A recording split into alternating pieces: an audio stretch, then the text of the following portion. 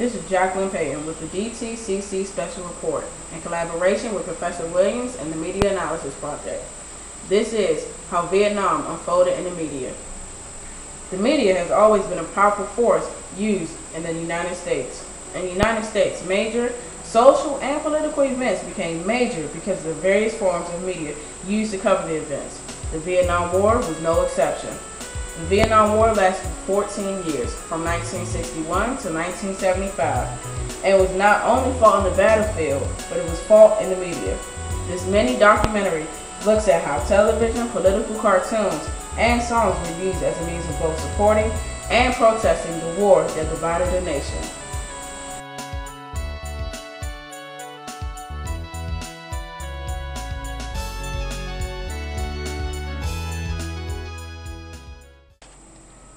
This war was covered more exhaustively on television in the United States than any other topic in the history of current affairs.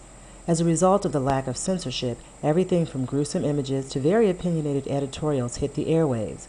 Some historians believe that the amount of negative media coverage may have hurt the war efforts. Many people did not realize how much influence the media had on the war. However, news anchorman Walter Cronkite did. Listen to his last broadcast with CBS News as he urges the United States to do the right thing to end the war. To say that we are closer to victory today is to believe, in the face of the evidence, the optimists who have been wrong in the past. To suggest we are on the edge of defeat is to yield to unreasonable pessimism. To say that we are mired in stalemate seems the only realistic, if unsatisfactory, conclusion. On the off chance that military and political analysts are right, in the next few months we must test the enemy's intentions in case this is indeed his last big gasp before negotiations. But it is increasingly clear to this report that the only rational way out then will be to negotiate, not as victors, but as an honorable people who lived up to their pledge to defend democracy and did the best they could. This is Walter Cronkite. Good night. The coverage of the war also minimized the impact of the war in the U.S., and as a result, many young people began to raise questions. Anti-war demonstrations, peace marches, and university protests began to take shape, and young, educated people began to question the government as a result of the news coverage.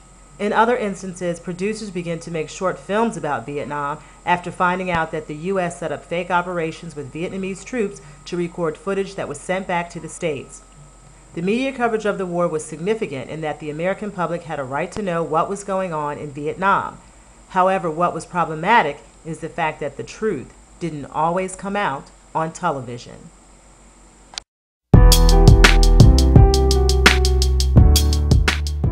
Throughout history, cartoons have been used as a visual protest against the day's political issues. The power of political cartoons has long been recognized because they appeal to a wide audience. One of the most profound political cartoons during the Vietnam War was a cartoon depicting a scar on President Johnson's stomach as Vietnam. Lyndon Johnson had his gallbladder removed during the war, and cartoonist David Levine drew a cartoon that illustrated the fact that the war was a huge scar on the nation. President Johnson lifted his shirt at a press conference in order to show the media the scar, and with creative genius, Levine changed the scar into the shape of Vietnam. Political cartoons depicting the Vietnam War were important in that television, magazines, and newspaper coverage was beginning to be challenged by the government.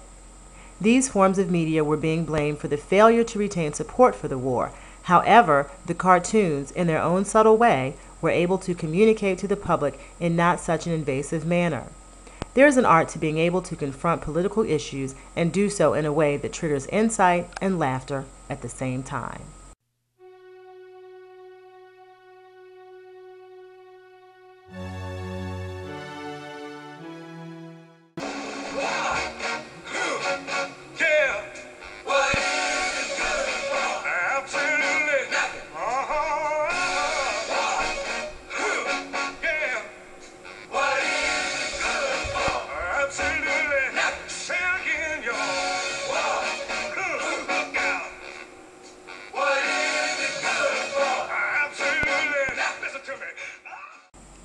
Many individuals from the world of entertainment were actively involved in the war protest, while others used their lyrics to send a message of disapproval. War protest songs were mainly written by folk artists who believed in peace and harmony. Most of the lyrics were about overcoming struggle or the injustice of the time. The use of songs as a form of war protest was important because the world was being saturated with so much hard news coverage that was biased and sometimes difficult to dissect.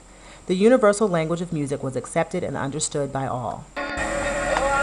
Many of the artists were already well received by the American public and were selling hit records, so what better way to send a political message than to use their talent and success as musicians?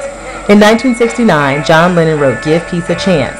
This song was written at the height of the Vietnam War and became the anthem of the peace movement that summer.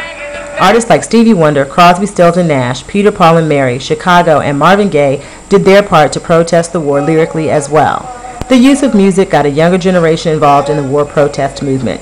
Artists took their music to college campuses, festivals, and even to political rallies.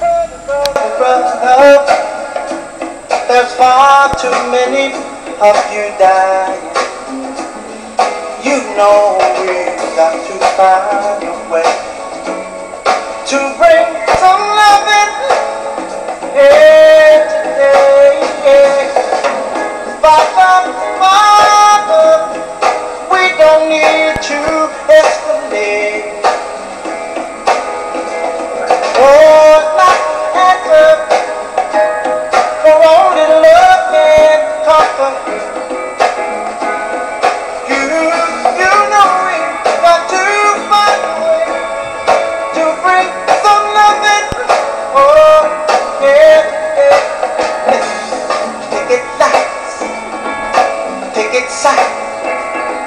Punish me with brutality. Talk to me. Responsibility for causing the shift in public opinion from one of support to being against America's involvement in Vietnam. There is no doubt that television, being the most powerful media, has a significant impact on the war and the country. Political cartoons, which also had a long history in this country, did their part to illustrate the problems associated with the war and political leaders of the time.